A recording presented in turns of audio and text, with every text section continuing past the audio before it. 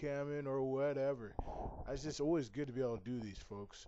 It's always touches the heart, you know. And over the years I've done these, it's always been fun. So I'm back again for Soccer Review, part 30, part 31, and it's been a long, tumultuous series, just like the NBA reviews, the NHLs, and the NBAs and MLBs. So now we're back to the world's game, football, soccer. So, and breaking news is just coming in. I found this out on TSN, the Canada sports leader, equivalent of ESPN in Canada, TSN. They're owned by the same company. So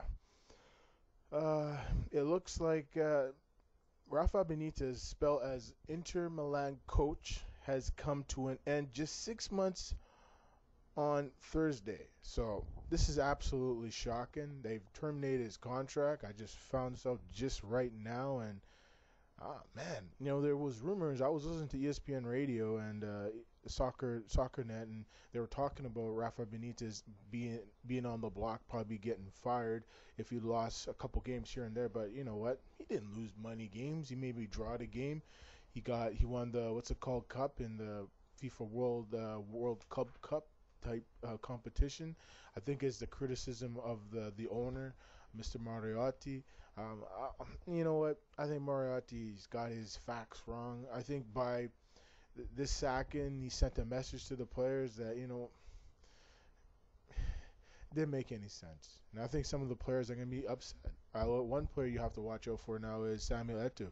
Will he want to leave the team? I don't know. He played good under Rafa Benitez. I don't know. We'll see. We'll really have to see. I don't know what's going to happen next. And, well, according to this, it says here that I'm disappointed over the end of the relationship with Benitez, but the breakup had to become pretty much inevitable. Marathi was quoted as saying by the ANSA news agency, Benitez's reign has been strained almost from the start. Although he had a hard act to follow with Jose Mourinho, having led Inter to the Serie A Italian Championship and the Champions League title last season, pulling off a triple. So, you know what? It's tough to live up to great managers like Jose Mourinho, but hey, in the end, folks, I mean, that's what happens. Some of us are not cut out to be the best at what we do. And I'm not the best at what I do. Some have given me some good comments online over the years and told me I'm pretty good at this. But Jose Mourinho is probably the special one for a reason. He's looked pretty good for Real Madrid so far. They're starting to win some games. They're right behind Barcelona for the title run. Champions League, they've done pretty good so far, but I don't know. We'll see what happens. It's up. In the end, it takes chemistry. It takes hard work. It takes knowing what they got to do, playing defense, playing offense, balancing both acts. And that's very hard to do in any professional sport you play. And it's tough for Benitez. Rafa Benitez had a turbulent run in 2010 and 2009. For one, he got sacked by Liverpool, and now he gets sacked by Inter Milan. So it's absolutely amazing. And I look at that Liverpool situation. They are struggling right now with Roy Hodgson as the manager. So I wouldn't be surprised to see Rafa Benitez maybe show up with another one of those English teams. And the team I just got some rumors just a couple days ago is Blackburn Rovers. Right now, after they sacked Sam Allardyce, there's been talk that they might go after another foreign coach. And the names been banting around has been Diego Maradona, Rafa Benitez, and another legendary English coach. Name can't just process to my head. Chris Hughton is another one who got sacked by Newcastle recently and got replaced by Alan Pardew. I did a previous one on Champions League about that. So, I mean, it's like a coaching carousel. It's absolutely amazing. These managers have no chance. If they don't get full control of the team, be able to bring in the players they feel that can put them over the top, it's never going to work. I mean, I hear Inter Milan's going to bring in Leonardo, the former manager for AC Milan. I don't think Leonardo's going to get this team to win. It's going to take a miracle. I think they're gonna have to bring in new players, sell some of the players they have, and bring in some new players because I just don't think it's working out for this team. So, as far as I'm concerned, it's not gonna work, and it's gonna take a miracle for this team to turn it around. And I'll tell you, give you some of my thoughts on some of the teams that have done amazing in Europe this year so far in 2010. Well, my year in review of 2010 in football, the World Cup was amazing. It was top class. South Africa came.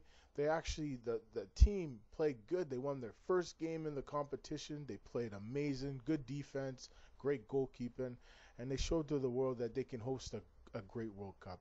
Teams that surprised me in the World Cup was Paraguay, Uruguay.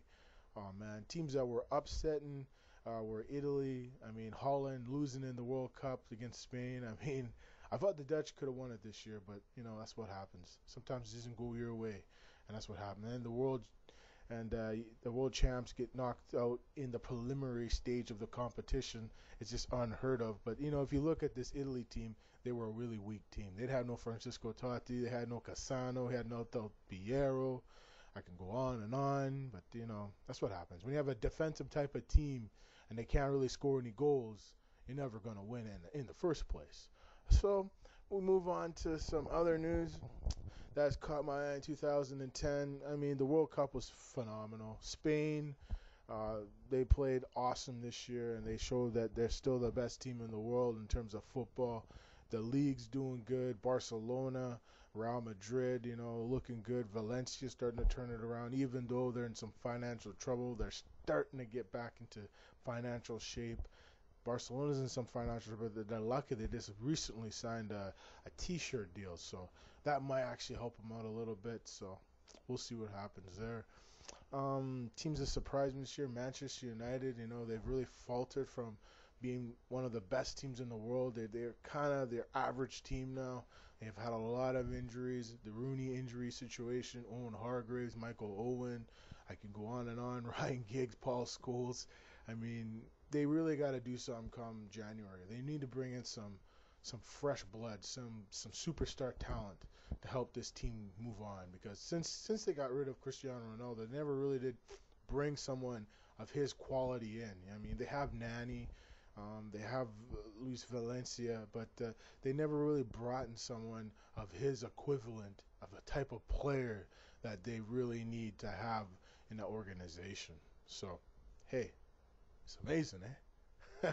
So, there's been so much things have happened in this year. I mean, Inter Milan winning the Champions League, winning the Scudetto, and winning their cup in Italy. I mean, just pulling off the triple, first time since 1999 when Manchester United did it. That's pretty amazing in its own right. Teams like teams like Borussia Dortmund have got to a great start this new season in the Bundesliga. It's been a lot of stories, Glasgow Rangers doing pretty good this year. Celtic, as usual, for Scottish Premier League. There's been some good stories there. You look at guys like Kaka.